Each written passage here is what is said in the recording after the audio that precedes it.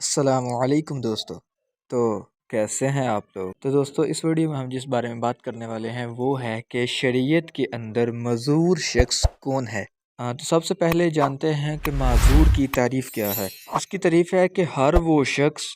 جس کو کوئی ایسی بیماری ہو کہ ایک وقت پورا ایسا گزر گیا کہ وقت ایسا گزرا کہ وضو کے ساتھ نماز فرض ادا نہ کر سکا، وہ معذور ہے۔ مثال کے طور پہ یعنی پورے وقت میں اتنی دیر بھی بیماری اس کی جو ہے نا اس نے اس کو تنہا نہیں چھوڑا، بیماری اتنی دیر بھی نہیں رکی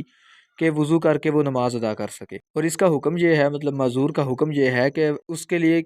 وقت میں وضو کر لے اور آخر وقت تک جتنی نمازیں چاہے اسی وضو سے پڑھے، اس بیماری سے اس کا وضو نہیں جاتا۔ اس کے اندر مزید سمجھانے کے لیے تفصیل بیان کرتا ہوں کہ جیسے اگر کسی بندے کو بیماری ہے، اس کو قطرے آتے ہیں، تو اس نے وضو کیا، وضو کرے اس نے نماز پڑھنی شروع کر دی اور پھر قطرے آ گئے، تو اگر تو اتنا مطلب اس کو وقت مل جاتا ہے کہ وہ وضو کر کے ایک بار تو نماز پڑھ لے، اس کے درمیان قطرے نہیں آتے، تو پھر تو وہ معذور نہیں ہے۔ مطلب فرض نماز ادا کر لے اور قطرے نہیں آئے وضو کرنے کے بعد سے لے کے، تو پھر وہ معذور نہیں ہے۔ اور اگر وہ وضو مطلب تقریباً ہر منٹ بعد قطرے آتے رہتے ہیں، اس کو نماز پڑھنے کا بھی وقت نہیں ملتا، قطرے گرتے ہی رہتے ہیں، تو پھر وہ معذور ہے۔ اور اگر اس نے وضو کر کے نماز پڑھنی شروع کی اور قطرے ہر منٹ بعد یا 10 سیکنڈ بعد یا مطلب نماز وقت فرض نماز کا جتنا ٹائم ہے اتنے دیر وہ آتے ہی رہے، ایک سیکنڈ کے لیے بھی نہیں رکے، تو پھر وہ اس کا جو ہے نا وہ وضو ٹوٹے گا نہیں اس سے۔ اس کے علاوہ مثال کے طور پہ جیسے وہ قطرے والی بات ہے کہ اگر کسی کو قطرے کی بیماری ہے یا دست ہے یا ہوا خارج ہونا یا دکھتی آنکھ سے پانی گرنا، اس سے بھی وضو ٹوٹ جاتا ہے کہ اگر آپ کے آنکھ کو درد ہے اور اس سے پانی نکل رہا ہے تو اس سے بھی وضو ٹوٹ جائے گا۔ اگر یہ آپ کو بیماری ہے آنکھ سے پانی نکل رہا ہے، تو اگر تو وضو کرنے کے بعد تو نکلتا رہتا ہے، پھر اس کو نکلنے دیں، نماز نہ آپ توڑیں، نماز آپ پڑھ سکتے ہیں، اس سے آپ کا وضو نہیں ٹوٹے گا۔ اس کے بعد اس سے جو ہے نا کہ بندے کا عذر ثابت ہو جاتا ہے۔ اس لیے عورت کا بھی ہے کہ عورت جو ہے نا ایک پورا وقت ایسا گزر گیا جس میں استحاضہ نے اتنی مہلت بھی نہیں دی استحاضے کے خون نے کہ وہ طہارت کر کے فرض پڑھ لیتی، اور دوسرے وقت میں اتنی مہلت ملتی ہے کہ وضو کر کے نماز پڑھ لے، مگر اب اس دوسری نماز کے وقت میں بھی ایک آدھ دفعہ خون آ جاتا ہے تو اب بھی معذور ہے۔ مثال کے طور پہ وہی جو پہلے میں نے مثال دیا کہ اگر وضو کر کے تو اتنی دیر وہ رک سکتی ہے، اس کا خون استحاضہ کا رک سکتا ہے کہ وہ نماز پڑھ سکتی ہے، اس کو اتنی مہلت ملتی ہے، تو پھر وہ معذور نہیں ہے۔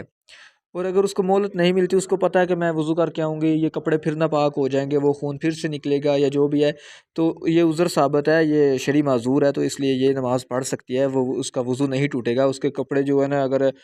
کپڑے نجس نہیں ہوں گے، وہ جتنی مرضی لگ جائے نجاست اس کو، چاہے ایک درہم سے زیادہ ہو، کم ہو، یا اتنی زیادہ ہو کہ جو جائے نماز ہے وہ بھی باہر جائے، پھر بھی وہ ہے نا اس کا جو ایک ناپاک نہیں ہوگا، اس کی نماز ہو جائے گی۔ اگر مطلب اس کو اتنا موقع، اگر مثال کے طور پہ وہ نماز پڑھ رہی ہے اور کپڑے نجس ہو گئے، تو اس کو اگر تو وہ جانتی ہے کہ میں اگر اسے دھوں گی، جا کے کپڑوں کو نماز توڑ دیتی ہے، نماز کپڑوں کو دھو دوں گی اور پھر میں اس کو پاک کر کے آ کے یا غسل کر کے دوبارہ نماز پڑھ لوں گی، ٹائم بھی نہیں ختم ہوگا نماز کا، اور دوسرا مجھے اتنا موقع بھی مل جائے گا کہ پھر مطلب خون آنا بند ہو جائے گا تھوڑی دیر کے لیے، تقریباً 10 منٹ کے میں نماز پڑھ لوں گی۔ اگر اس کو پتہ ہے کہ اس طرح ہو جائے گا، پھر تو اس کے لیے فرض ہے کہ اس کو دھو کے یا غسل کر کے جو ہے نا مطلب پاک ہو کے نماز پڑھے، طہارت کر لے۔ اور اگر اس کو مطلب یہی ہے کہ میں دھو کے آؤں گی یا غسل کر کے آؤں گی، نئے کپڑے پہنوں گی صاف پاک، تو پھر یہ گندے ہو جائیں گے، پھر نجس ہو جائیں گے، تو پھر اس کے لیے نہیں ہے، وہ پڑھ سکتی ہے انہی کپڑوں سے، اس کو معافی ہے۔ یہ اس کو کہتے ہیں شرعی معذور۔ شریعت نے ان کو جو ہے نا یہ معذوری کا حق دیا ہے۔ ایک تو وہ معذور دوسرا ہوتا ہے نا، مطلب جو ہم عام طور پہ جو عرف عام میں چلا آ رہا ہے کہ اس کی ٹانگ صحیح نہیں ہے یا بازو، مطلب معذور کہہ دیتے ہیں ہم اسی طرح کسی بیمار کو، تو یہ شرعی معذور یہ ہے جس کی میں نے ابھی آپ کو بتایا ہے۔ اور اس کے لیے اس کی جگہ ایک اور بھی مسئلہ ہے کہ اگر تو اس کو کوئی ایسا زخم ہے جس کے رطوبت نکلی ہے، بہی نہیں ہے، مطلب ایک تو وہ تو تقریباً سب کو ہی پتہ ہے کہ بہے، اگر وہ جتنی اپنی جگہ سے تھوڑا سا بھی ہلے، مثال کے طور پہ زخم ہے، بندہ نماز پڑھ رہا ہے تو وہ اس کو ہاتھ لگ گیا، وہ جو دوبارہ سے تازہ ہو گیا زخم، تو خون نکلنے لگا، خون نکلنا اتنا نکلا کہ وہ اپنی جگہ سے بہہ گیا، اپنی جگہ سے تھوڑا سا بھی سرک گیا تو وضو ٹوٹ گیا، اور وضو ٹوٹا تو ظاہری سی بات ہے پھر نماز بھی ٹوٹ گئی۔ اور اگر کوئی ایسا زخم ہے جس سے خون تو نکلا ہے لیکن وہ اپنی جگہ سے بہا نہیں ہے، رطوبت نکلی ہے یا خون نکلا ہے، اور بہا نہیں ہے اپنی جگہ سے، وہ تھوڑا سا بھی ہلا نہیں ہے، تو پھر وہ معذور ہے، وہ جو ہے نا اس کو معاف ہے، کیونکہ وضو نہیں ٹوٹا تو پھر نماز بھی اس کی باقی ہے۔ تو جی نجس کی بات چل رہی ہے تو ادھر ایک اہم مسئلہ ہے، کافی زیادہ قابل غور ہے، غور سے سنیے گا کہ اگر تو کوئی ایسی چیز ہے نا جو خود تو ناپاک ہے، اگر مثال کے طور پر جیسے شراب ہے، پخانہ، گوبر،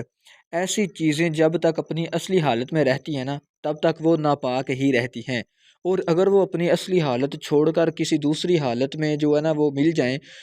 حل ہو جائیں، تو پھر وہ پاک ہو جاتی ہیں۔ مطلب شراب جب تک شراب ہے وہ تو ظاہری سی بات ہے ناپاک ہے، اور اگر وہ سرکہ بن جائے تو وہ پاک ہے۔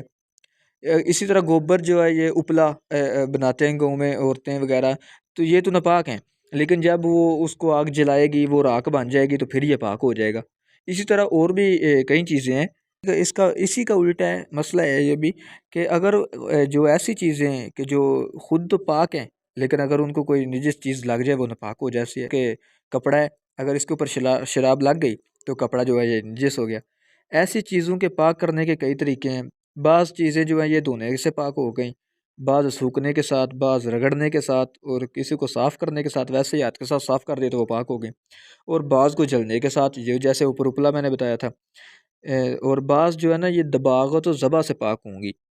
مطلب ان کا اتنا حصہ ہی کاٹنا پڑے گا، دباغت و ذبح اسی کہتے ہیں، کہ اتنا مثال کے طور پہ ایک کپڑا ہے تو نہیں، ویسے سمجھانے کے لیے کہ اگر کپڑے کے اوپر ایسی چیز لگی ہے تو پھر کپڑا اتنا کاٹیں گے، اسے علیحدہ کریں گے تو پاک ہوگا۔ اسی طرح کوئی چیزیں ایسی بھی ہیں، مطلب پانی ایک تو عرف عام میں ہے کہ پانی کے ساتھ دھوئیں گے تو ہی چیز پاک ہوگی، لیکن یہ صحیح نہیں ہے، پانی کے علاوہ بھی کئی چیزیں ہیں جن کے ذریعے ہم کپڑے کو یا کسی اور چیز کو پاک کر سکتے ہیں۔ اس کے اندر مسئلہ ہے کہ پاک پانی اور ہر پاک پتلی بہنے والی چیز جس سے نجاست دور ہو سکے، اس سے ناپاک چیزوں کو پاک کر سکتے ہیں۔ پاک پانی اور ہر پاک پتلی چیز مطلب بہنے والی چیز جس سے نجاست کے ہم مطلب دیکھ کے سمجھ جائیں گے یار اس سے نجاست دور ہو جائے گی، اس کے ساتھ نجاست دور کر سکتے ہیں، اس کے ساتھ چیز کو دھو سکتے ہیں۔ اس کے اندر سرکہ بھی آ جاتا ہے، گلاب ہے، چائے ہے، کیلے کا پانی ہے نا، ان چیزوں سے جو ہے نا یہ ہم چیزیں دھو سکتے ہیں۔ تو امید کرتا ہوں کہ آپ کو کچھ نہ کچھ سمجھ آئی ہوگی، تو اوکے، اللہ حافظ، انشاءاللہ ملتے ہیں نیکسٹ ویڈیو میں، دعاؤں میں یاد رکھیے گا۔